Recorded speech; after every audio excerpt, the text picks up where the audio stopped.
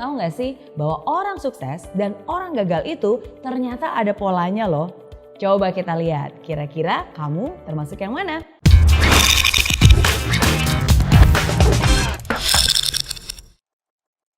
Apakah kamu ingin sukses? Pastilah, siapa juga yang gak pengen sukses? Sukses dalam karir, sukses dalam pendidikan, sukses dalam hubungan, sukses dalam bisnis, sukses dalam segala hal. Walaupun definisi sukses setiap orang pasti berbeda-beda. Namun tahu gak sih bahwa orang sukses dan orang gagal itu ternyata ada polanya loh. Coba kita lihat, kira-kira kamu termasuk yang mana? Yang pertama, orang sukses selalu mencari bagian dari jawaban. Dia itu bagian dari solusi masalah. Pikirannya kreatif, pikirannya unik dan selalu cari cara, selalu cari jalan. Sedangkan orang gagal jangankan mencari solusi masalah, justru biasanya dialah yang menjadi bagian dari penyebab masalah. Bikin problem, bikin runyam, bikin keributan. Hal kedua, orang sukses selalu mau belajar. Mereka terbuka terhadap segala macam informasi baru dan mereka itu mau menyerap bagaikan spons.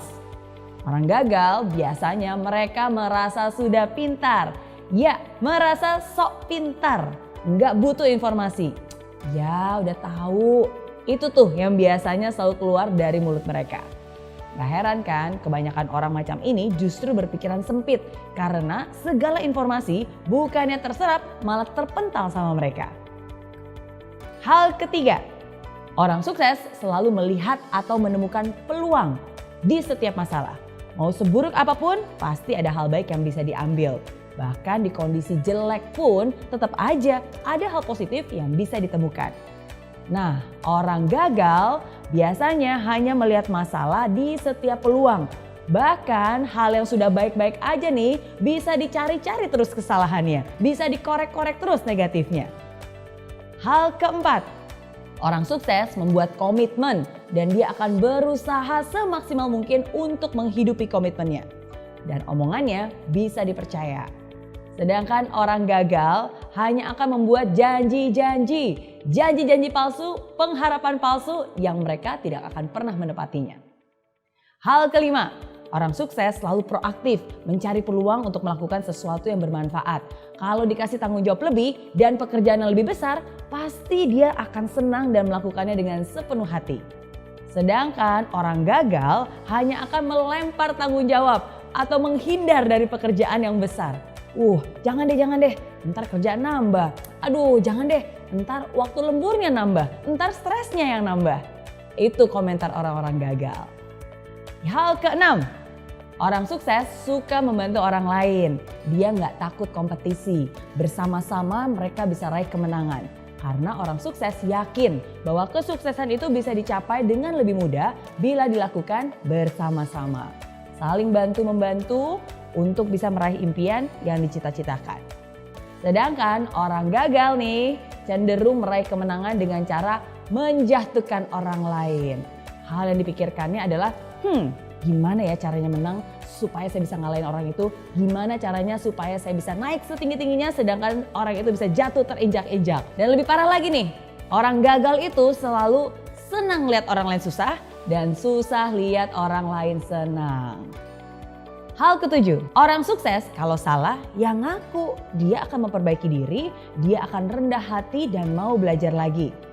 Orang gagal boro-boro terima kritikan. Orang udah jelas-jelas salah aja pasti gak mau ngaku. Biasanya hanya menyalahkan orang lain. Kenapa belum sukses? Bukan salah saya. Salah bosnya, salah anak buahnya, salah istrinya, salah tetangganya. Semua salah. Kecuali dirinya sendiri. Itu ciri orang gagal. Nah, itu dia bedanya kebiasaan orang sukses dan orang gagal. Kalau kamu kira-kira termasuk yang mana nih? Kalau kamu telah memilih mental seperti orang sukses, bagus. Pertahankan itu dan bahkan tingkatkan. Tapi kalau kamu lebih banyak memiliki mental seperti orang gagal, tunggu dulu. Jangan berkecil hati dulu. Nggak ada kata terlambat kok. Justru sekarang ini adalah kesempatan untuk kamu bisa berusaha mengubah kebiasaan-kebiasaan lama yang tidak baik menjadi kebiasaan baru yang lebih membangun. Nggak ada kata terlambat asalkan kamu punya niat. Oke?